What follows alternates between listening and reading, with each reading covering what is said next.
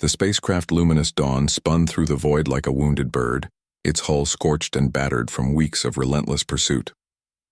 Inside the vessel, 4,000 Stellari refugees clung to whatever remained stable as the ship groaned and shuddered.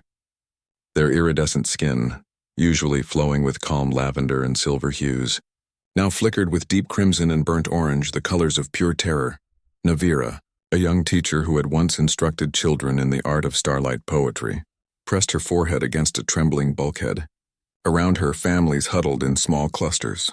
Infants wailed in their parents' arms. The elderly whispered ancient hymns that spoke of better days, of homeworlds that no longer existed. She tried not to think about the 6 warships that had been chasing them for 23 days. The Dracorum Syndicate never forgave those who escaped their grasp. The Stellari had been peaceful traders and artists before the invasion. Their civilization had flourished for 6,000 years without a single war. They had built libraries that touched the clouds and gardens that sang with bioluminescent flowers. But peace meant nothing to the Dracorum. The conquerors had arrived without warning, their weapons turning cities into glass and their soldiers showing no mercy to those who surrendered. Navira had watched her entire district burn.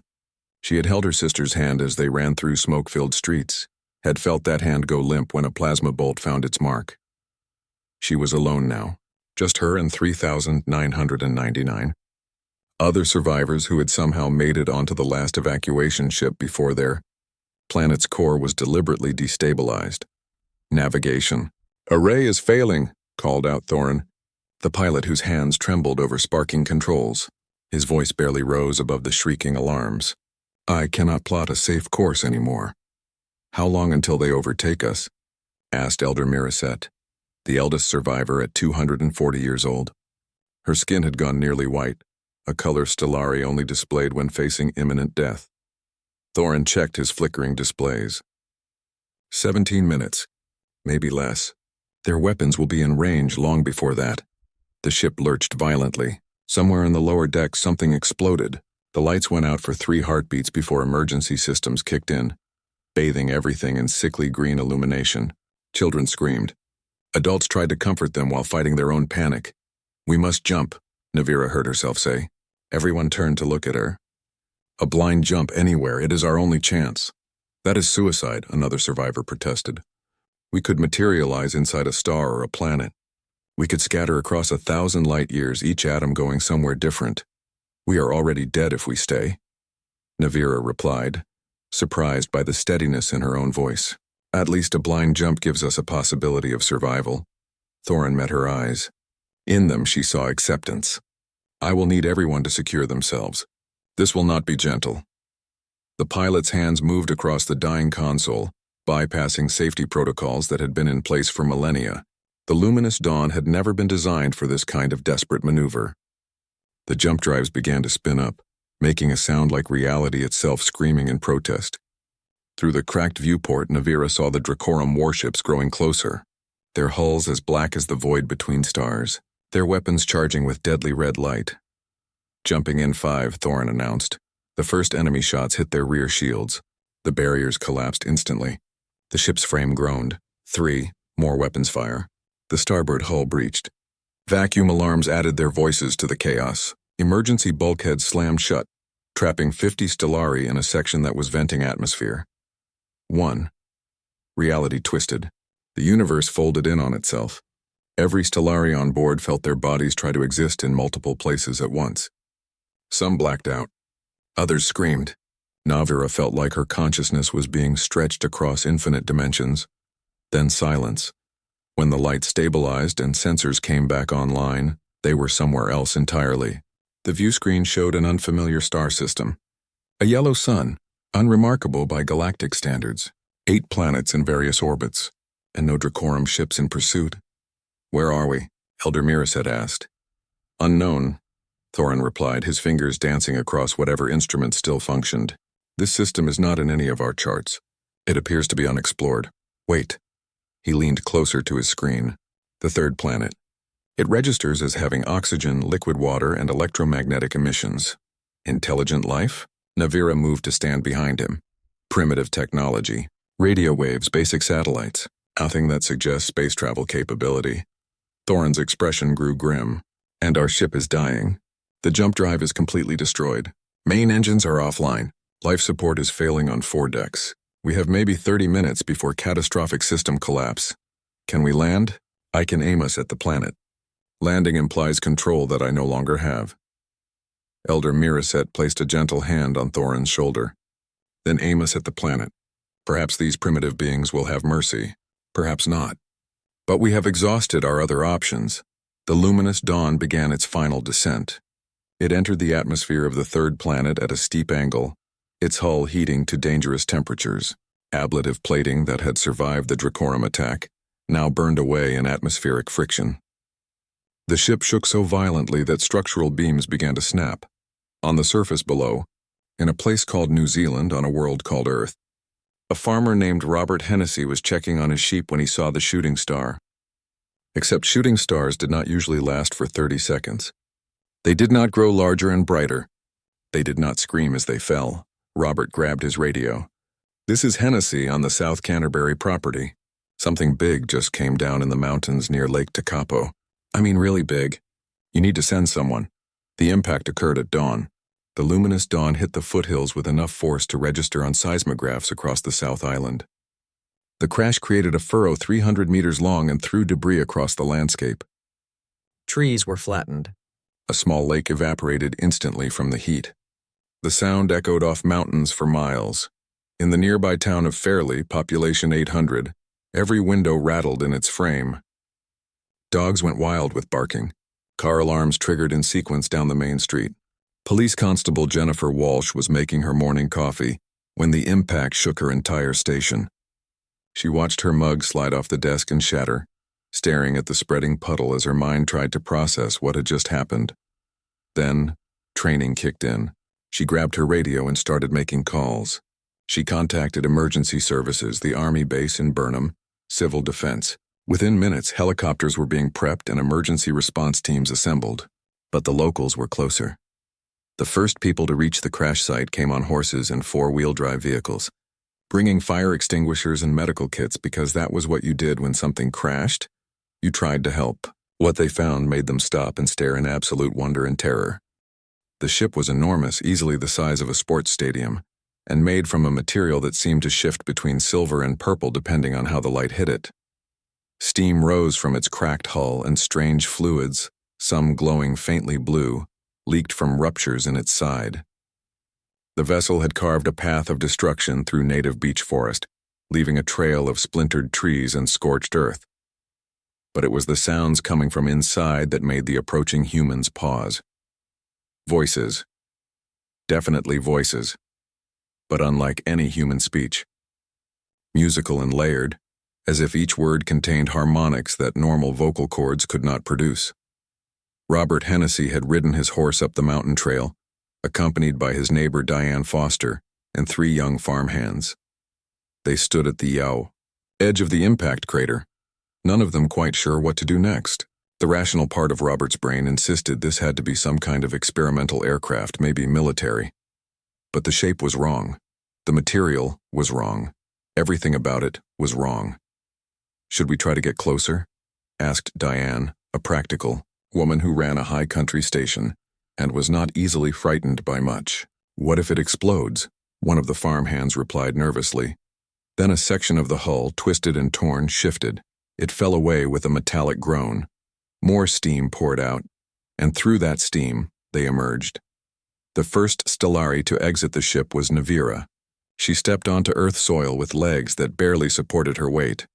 Her body ached from the crash. Blood, silvery and luminescent, ran from a cut above her eye. But it was not pain that made her freeze when she saw the humans. It was fear, deeper than anything she had felt even when the Dracorum had invaded. These beings were aliens to her. They stood on 2 legs like Stellari, but they were shorter, thicker, with skin in shades of brown and pink rather than the flowing iridescence of her people. They wore strange coverings and stood beside 4-legged creatures that she could not identify. For a moment, neither species moved. Then Navira's instincts as a teacher overcame her fear. She saw more Stellari emerging behind her, many injured, all terrified.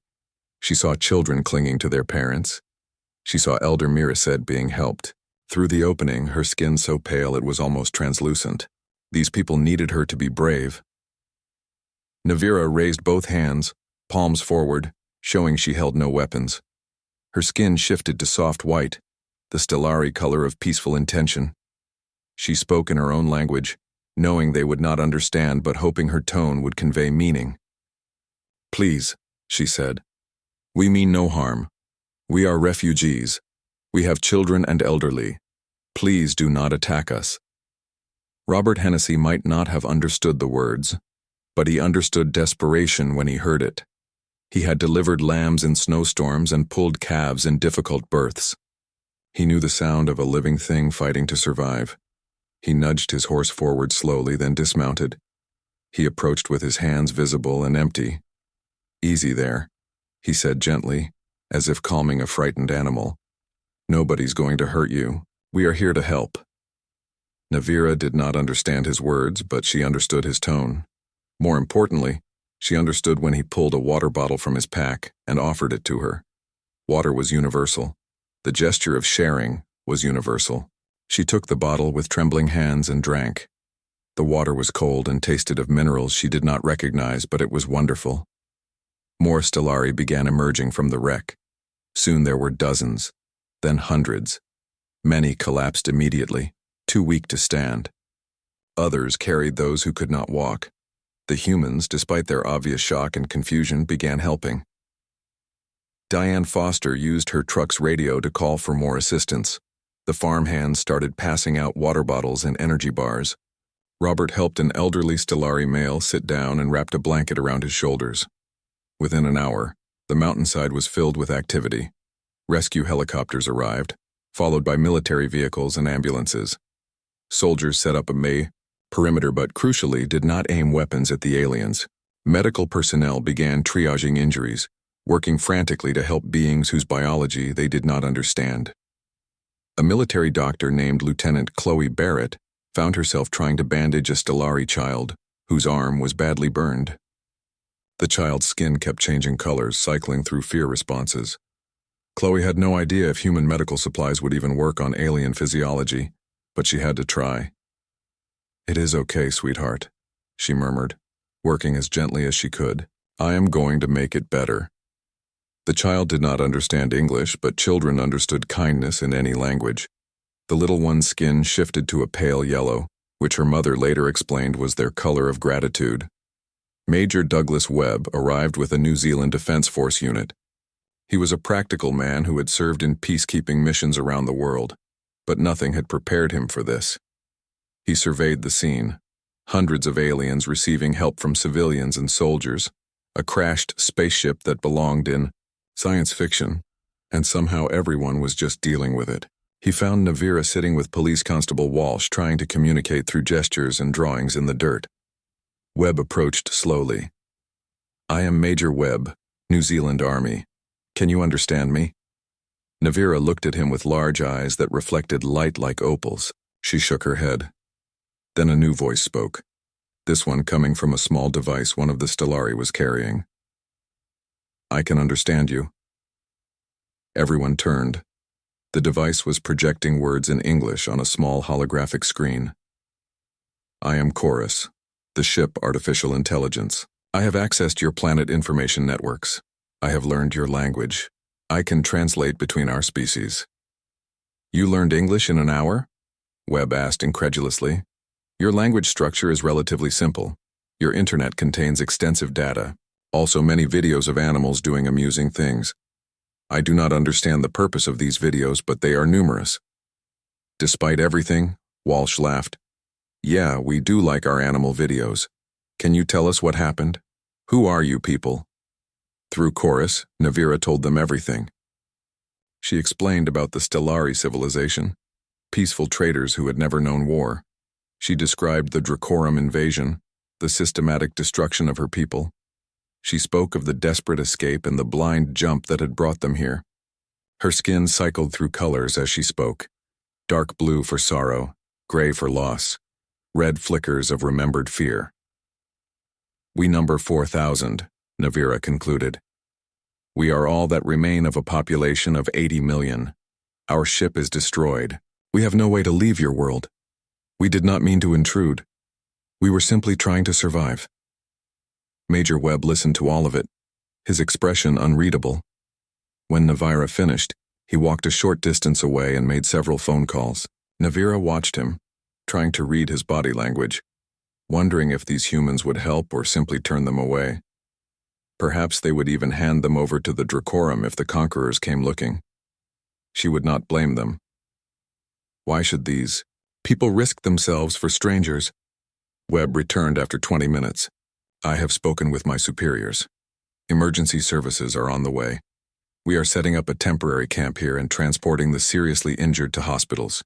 You will be given food, water, medical care, and shelter." "Why?" Navira asked through chorus. "We are nothing to you." Webb looked surprised by the question. "Because you need help, that is reason enough." Over the next 5 days, the crash site transformed into a small city of tents and temporary structures. The New Zealand government, working with the United Nations, established what they officially termed a humanitarian relief zone. Military engineers built roads. Medical tents became field hospitals. Supply trucks arrived daily with food, clothing, blankets, and medicine. The Stellari slowly began to relax, though many still flinched at sudden movements or loud noises. They were not yet ready to believe they were truly safe. Navira spent her days helping organize her people, serving as a liaison with the humans, and trying to make sense of their situation. She developed a friendship with Jennifer Walsh, the police constable who had been one of the first responders. They would sit together in the evenings, sharing meals and attempting conversation that grew easier as both learned bits of each other's language. "Your people are very kind," Navira said one night, her skin a gentle gold color that Walsh had learned meant contentment. "On our world, strangers were welcomed, but I did not expect it here. We are so different from you," Walsh smiled. "Different does not mean dangerous. And you are refugees. My grandfather was a refugee once. Came here after a war on the other side of the world. People helped him. Now we help you. It is just what decent people do. But not everyone was decent. News of the alien arrival spread globally. While many humans responded with compassion and curiosity, others reacted with fear and anger. Protests erupted outside government buildings. Some religious groups declared the aliens were demons.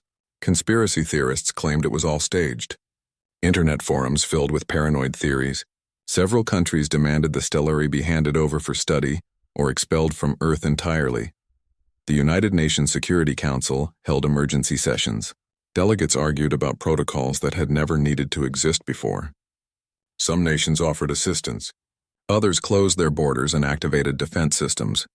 The world was dividing over what to do about 4,000 refugees who had literally fallen from the sky. Then, 8 days after the crash, Chorus detected something that made all debates irrelevant. The artificial intelligence interrupted a meeting between Navira, Major Webb, and several government officials by projecting an urgent alert. "The Dracorum are coming," Chorus announced without preamble. "I have detected their tracking beacon activation. They attached it to our hull before we jumped. It was damaged and dormant, but it has now fully repaired itself and broadcast our location." The room went silent. Major Webb was the first to speak. "How long do we have?" 11 of your days. Possibly less if they use faster ships. "What will they do when they arrive?" asked the Prime Minister's representative. Navira answered, her skin turning dark and turbulent. "They will destroy everything. They do not simply kill those who escape them. They make examples. They will broadcast our execution across the galaxy to discourage others from fleeing, and they will destroy any who helped us. They view your people as primitives who dared interfere with Dracorum property." "We are not primitives," Webb said quietly. "By galactic standards you are," Navira replied, not unkindly. "You have no energy shields, no plasma weapons, no faster-than-light travel. The Dracorum have conquered 42 worlds. They have weapons that can turn your cities to ash from orbit. I have seen what they can do. I watched them crack open our planet's crust just to make a point." The government official, a woman named Patricia Drummond, spoke carefully. "Then perhaps we should consider evacuation. Move everyone inland away from the coast." "That will not matter," Navira said, her voice heavy with sorrow. "Their weapons can reach anywhere on your planet. And they will hunt us. They always hunt us. She stood, her skin shifting to deep purple, the stellari color of resignation. You should make us leave. Take us far from your cities. Perhaps if we are isolated, they will destroy only us and leave your people alone.